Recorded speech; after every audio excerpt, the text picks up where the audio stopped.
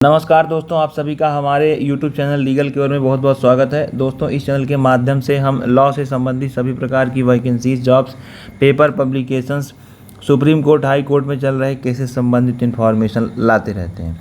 साथ ही दोस्तों, हमने इस चैनल पर एक डिजिटल जन सेवा केंद्र की शुरुआत की है, जिसके माध्यम से हम आपके सभी फॉर्म, चाहे वो जॉब से संबंधित हों या फिर जन सेवा केंद्र से संबंधित किसी भी काम से हों, उनसे संबंधित फॉर्म हम आपके घर बैठे आपको भर के दे देते हैं। मतलब कि आप हमको डिजिटली अपने डॉक्यूमेंट्स भेजते हैं और आप ही के डॉक्यूमेंट्स हम आपके फॉर्म में प्रयोग करके आपका जो भी फॉर्म है एक बहुत ही मिनिमम फ़ीस में भर के आप तक पहुंचा देते हैं। तो दोस्तों, इसी कड़ी में आज जो हम वीडियो लेके आए हैं, आप देख सकते हैं इंडियन ओवरसीज बैंक के द्वारा निकाली गई सिक्योरिटी गार्ड्स की पोस्ट के लिए जो है काफ़ी जो है इसमें एप्लीकेशंस जो है आया हुआ है। ठीक है, तो इंडियन ओवरसीज बैंक दोस्तों, जैसा कि आप लोग जानते हैं, ये एक सरकारी बैंक है। ठीक है, और यह जो है इसकी शाखाएं पूरे आपके भारत देश में जो है इसमें फैली हुई हैं। ठीक है, तो लेकिन जो यह पोस्ट निकली हुई है सिक्योरिटी गार्ड की, यह जो है सिर्फ चेन्नई और तमिलनाडु के लिए जो है निकली हुई है। ठीक है, ऐसे लोग जो कि एक्स सर्विसमैन रह चुके हैं, ठीक है, और या अग्निवीर रह चुके हैं, उन्हीं के लिए जो है पोस्ट निकली हुई है। ठीक है, अब इसका जो डेट है वह इम्पॉर्टेंट डेट आपका ऑनलाइन रजिस्ट्रेशन का फॉर्म रहने वाला है। 25/8/2026 से इसके रजिस्ट्रेशन जो है आपके शुरू हो चुके हैं और 14 सितंबर 2026 तक इसके जो रजिस्ट्रेशन हैं वह आपके चलने वाले हैं। अब वैकेंसी की बात करें तो वैकेंसी में आपका सिक्योरिटी गार्ड में आपका जो वैकेंसी है वह आपका टोटल 25 वैकेंसी है, जिसमें जनरल के 12 पोस्ट हैं, EWS की 2 हैं, OBC की 7 हैं, ST की 0 और SC की 4 पोस्ट जो है आपको देखने को मिल रही हैं। ठीक है, अब ये रिजर्व वैकेंसी है एक्स सर्विसमैन और एक्स अग्निवीर के लिए। ठीक है, अब इसमें जो है आपको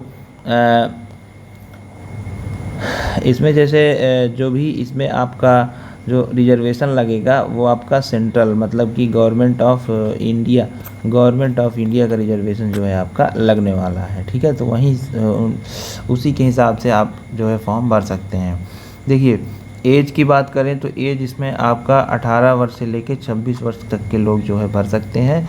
और जो एक्स सर्विसमैन वगैरह हैं, मतलब कि एक्स सर्विसमैन है जो जनरल में है, वो मतलब कि जनरल में 26 years plus actual service period rendered in defence forces plus 3 years, मतलब मैक्सिमम 45 साल तक। ठीक है, SC ST मैक्सिमम 45 साल तक, OBC मैक्सिमम 45 साल तक, अग्निवीर 21 ईयर्स प्लस ये है। ठीक है, तो मतलब ये है कि मोटा मोटा आपकी एज अगर 45 साल तक है तो ये फॉर्म आप जो है भर सकते हैं। ठीक है, अब देखिए आगे अगर हम बात करें एजुकेशनल क्वालिफ़िकेशन में आपका 10th स्टैंडर्ड ज़रूरी है। ठीक है, या मतलब 10th के इक्वल कोई एग्ज़ाम होना चाहिए, लेकिन आपको ग्रेजुएशन पास नहीं होना चाहिए। ठीक है, मतलब ग्रेजुएशन आपका निश्चित तौर पे नहीं होना चाहिए। ये बहुत ही ज़रूरी रेलेवेंट क्वालिफ़िकेशन है इस पोस्ट के लिए। ठीक है, अब the candidate should be able to speak right and Tamil language, मतलब तमिल लैंग्वेज आपको जो है आनी चाहिए। तमिल लैंग्वेज नहीं आएगी तो आप इस फॉर्म को नहीं भर सकते हैं। ठीक है,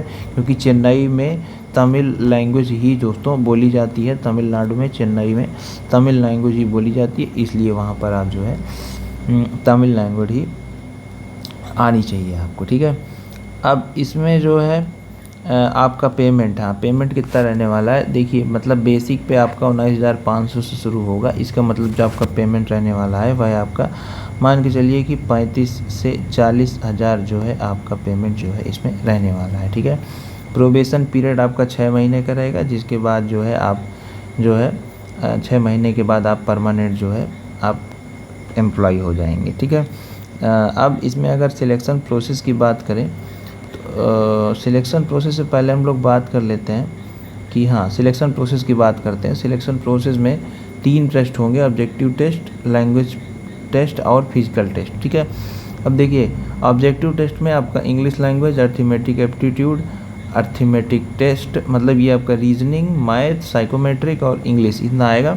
20 नंबर के पेपर होगा, 80 नंबर टोटल होगा। ठीक है, और इसमें जो है फिर उसके बाद जो आपका होगा उसमें